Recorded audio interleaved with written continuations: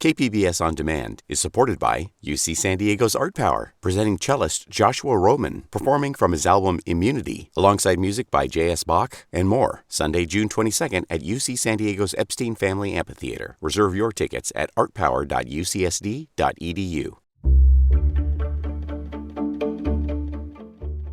Good morning. I'm Annika Colbert. It's Thursday, August 12th. Oceanside's disappearing beaches. More on that next, but first, let's do the headlines.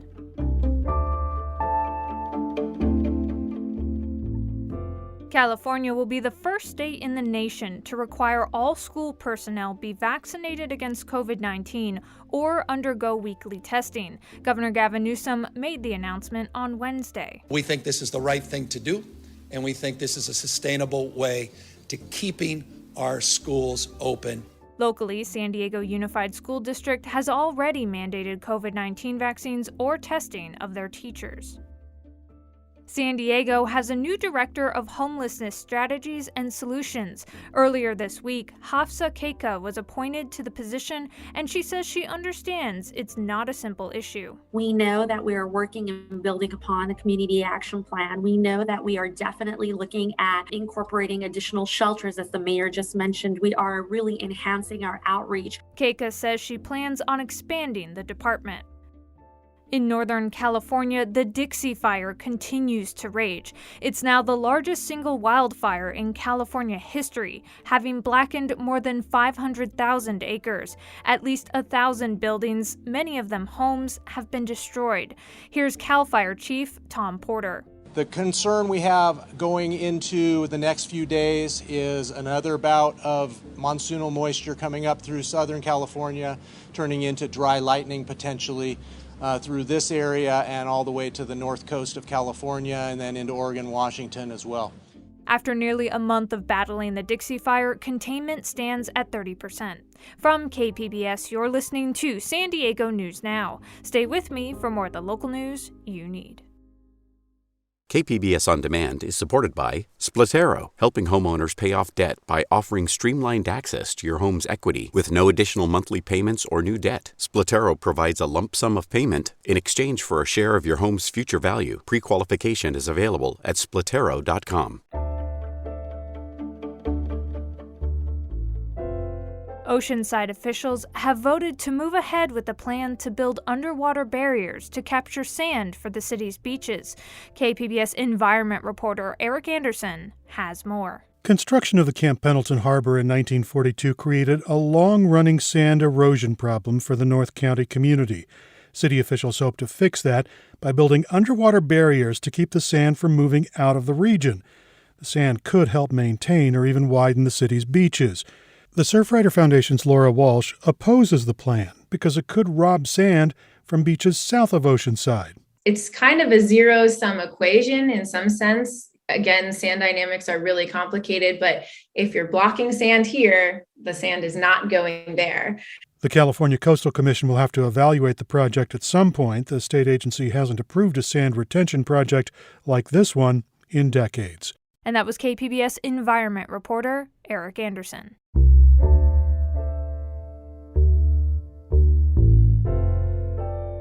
Some Rancho Penasquitos residents are suing the city over a 536-unit senior community housing development. The Junipers project was approved by the city council in June. KPBS's Alexander Nguyen has more. The group behind the suit is called Penasquitos Northeast Action. Its members are concerned about having an adequate fire evacuation route if the Junipers is built. Mike Slavin is with the group. It's a danger waiting to happen.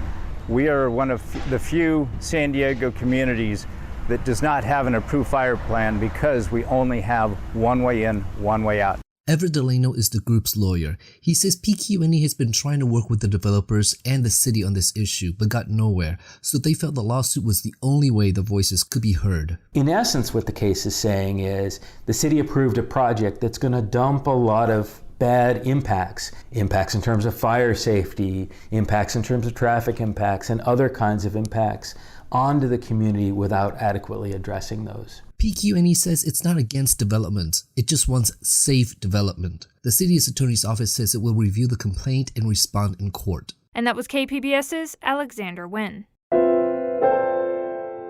California could get billions of dollars to fight wildfires and drought from the $1 trillion infrastructure bill approved by the U.S. Senate on Tuesday. KQED's Marisa Lagos has more. The bipartisan bill, which still needs House approval, will invest billions of dollars across the U.S. into roads and bridges, public transit, and broadband access. But it also includes funding for key programs in California, including money to boost salaries for federal firefighters and to prevent wildfires by putting power lines underground and fireproofing homes. There's also more than $8 billion earmarked for water programs, including storage, recycling, and environmental restoration, and $500 billion for dam safety, much of which will benefit California. The House is not expected to take up the measure until it's also ready to consider a separate $3.5 trillion budget bill that will address climate change, health, and education. And that was KQED's Marisa Lagos.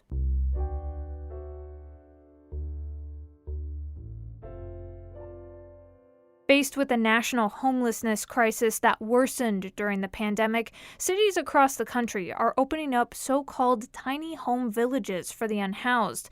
The villages consist of collections of small modular aluminum shelters. Think something like fancy garden sheds that could house 1 or 2 people each. Los Angeles has been especially aggressive in opening up tiny home villages.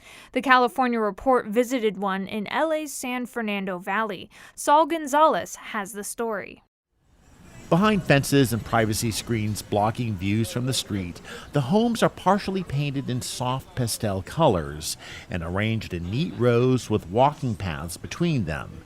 It gives the place a kind of summer camp feel.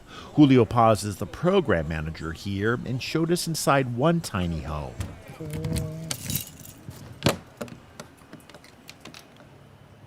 So inside, every unit has an AC unit like this. They have their outlets. This right here is a light. Shelving, right? There's 2 beds in each one. That you could fold up here. Yeah, so these are folded up. So right now, if it's a single individual, we're just kind of keeping them in one cabin due to the COVID restrictions and everything, right? It's better than a tent. Way better than a tent, especially in this heat. Like other tiny home villages, the 60 residents living here are also provided with shower and laundry facilities, common areas for eating and socializing, a dog run for those with pets, and Wi-Fi. On-site mental health and addiction treatment services are also available. Before moving here, 44-year-old Damian Brown was sleeping on the sidewalk a few blocks away, where he had no protection from the elements. I was just on a sleeping bag on the ground. Really? Nothing to cover you? No, I had covers. I had one blanket. So how does this compare? Oh, this is like the Ritz, man. They got all your needs taken care of. You really don't, want for anything here. But in exchange, residents like Brown have to follow some rules. There's a 10 p.m. to 6 a.m. curfew, a security guard warns people before they come in, and drugs and alcohol have to be left outside in storage lockers. And you don't feel like, you're under somebody's thumb here? At first I did. At first you did? Yeah, at first, because I wasn't used to it, that structure again. So it took me a minute. Along with Los Angeles, tiny home villages have opened in the city of Riverside and in Sonoma County. Oakland is building its first village, and the mayor of Sacramento has announced plans to build villages in his city. Why the sudden interest? Desperation to find fast, if partial, solutions to homelessness, says Rowan Van Sleeve of the nonprofit Hope of the Valley, which operates the tiny home village we visited. This site here took about 87 days from the day the tractors first rolled in to set the site up to the day they gave us the keys to start welcoming guests. And that's absolutely really warp speed compared to a lot of other housing projects that go up. Some of our bridge housing projects take over 2 years. These sites can be done in 90 days. But there are criticisms of tiny home villages. Chief among them is the fact that tiny homes aren't really homes at all. They're short-term emergency shelters and not permanent housing. The people living in the villages are supposed to transition to long-term housing within 3 to 6 months. But given rental cost realities in California, some tiny home village residents like Alexander Blake say that's probably not possible. I think I'm going to be stuck here for years is what I really think, because Our housing is insane. The prices keep going up. With the money I'd make from a disability, it's only $700. So there's not much you can get in LA for $700 a month if you even spend all of your money on that. Hope of the Valley's Rowan Van Sleeve says his nonprofit, in cooperation with the city of Los Angeles, will do everything it can to help tiny home residents find permanent housing. Meanwhile, Hope of the Valley is busily planning more tiny home villages in and around LA. All of our tiny home sites, all 7 of them that are guaranteed to open this year, we will have approximately 1,000 beds across the San Fernando and Antelope Valley inside tiny home cabins. And Van Sleeve predicts that tiny home villages that open this year will still be needed and filled with homeless residents for at least another decade. And that was Saul Gonzalez for the California Report. Coming up, the Old Globe returns to live performances with the 1960s rock musical Hair. This is going to sound so crazy, but I feel like this play is needed right now, just like it was needed back in the late 60s. More on that next, just after the break.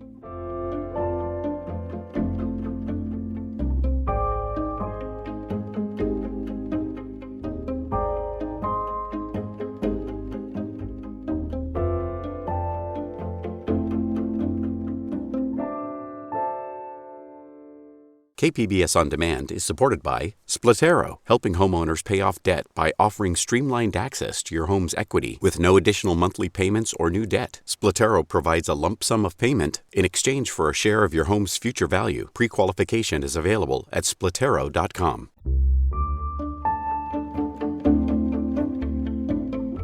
The Old Globe had planned to stage Hair back in 2020, but the pandemic forced the production to be postponed. Now the 60s rock opera will mark the Globe's return to live performances. KPBS arts reporter Beth Accomando says the play may actually be more relevant now. By the end of 1968, audiences seeing Hair had also witnessed race riots spreading across the U.S., widespread student protests, debate over the Voting Rights Act, the founding of the Black Panther Party, and the Stonewall riots. The rock musical Hair captures a sense of political and social upheaval that feels surprisingly familiar to audiences in 2021, says actor Andrew Pollock. This is going to sound so crazy, but I feel like this play is needed right now, just like it was needed back in the late 60s. This play tapped into the zeitgeist, the pulse of the late 60s, and completely captured the essence of how life needed to change, how the old needed to be subverted almost and change into the new. We needed to question the status quo. Pollock plays counterculture hippie icon Berger in the Old Globe's production of Hair, the American tribal love rock musical. Right now, what we want to do and what we want to share with everyone in this world and everyone who sees this play is that there is still a chance to always change and better ourselves. And there is always a chance to connect with each other even more than we already are connecting, to connect with love, to connect with hope, to actually embrace all of our differences, embrace the diversity and beauty of this world. But Hair is very specifically set in 1968, as actor Tyler Hardwick points out. You have a bunch of 18-year-olds who are being drafted and the government is deciding what their life is going to be. And in most cases, their life was ending in Vietnam. Why does this government, this entity, get to decide what to do with my life and my body, right? Questioning why does this thing, the system, get to take my body and throw it into circumstances without my consent? Yet the play's message is timeless, says director James Vasquez. Every generation is going to have a fight, and every generation is going to want to make the world a better place. And that's ultimately what Hair is about. It's a group of young people who come together fighting for change and fighting for better. In fact, Vasquez says it's very important to keep the play firmly in its period setting. Well, I think it's important to keep it in 1968 because I think it's important to show humanity that we have continual opportunity to improve, and we don't always take that opportunity. So it's a little bit of a smack in the face and reminder that we have work that we still need to be doing. The play has almost 40 musical numbers, and each is like its own protest moment, adds Vasquez. Everybody steps forward at some point with something that is vitally important to them that they need to share. Again, Andrew Pollack. Each character has a message. I mean, Burgers is all about transcending beyond the reality and finding a new hope and a new, better reality that everyone can fall in love with. And I think every character in the show is so special and the message is so important. You're definitely going to have messages of Black Lives Matter. There's a big push of BIPOC stories in our production, and gender issues and living your life authentically, which I think are wildly important issues in 2021 that fit into the story of Hair.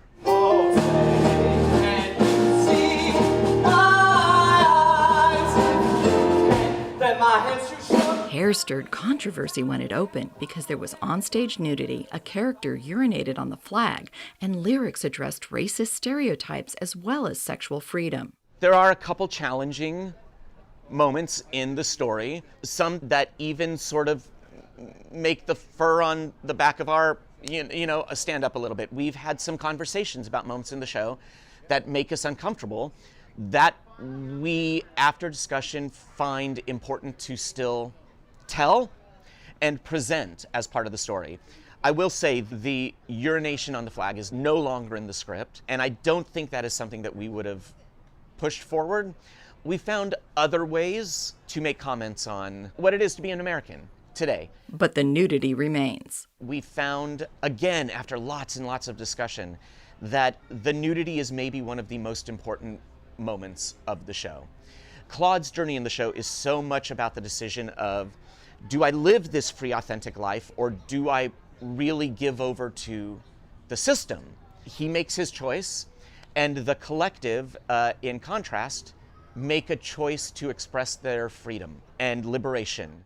One unexpected benefit of the play having been postponed is that it is now being performed on the outdoor stage. You put those trees in the background, and it just changes the world for you. So that guided us. I mean, we really set our world in a park, a corner of a park, that our collective takes over. We've graffitied messages of hope and love all over the stage. Messages that remind us of an opportunity for change that we had more than a half-century ago and that we now face again. Vasquez hopes the energy of youth that drives the play will inspire audiences to strive yet again for something better. Beth Accomando, KPBS News. Hair runs through September 26th at the Globe's outdoor Lowell Davies Festival Theater.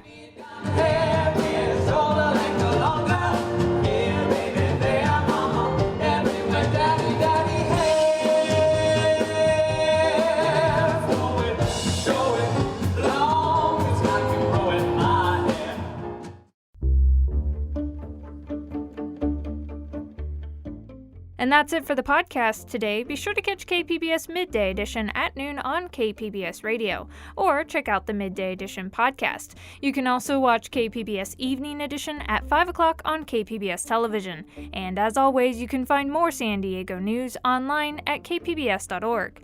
I'm Annika Colbert. Thanks for listening, and have a great day.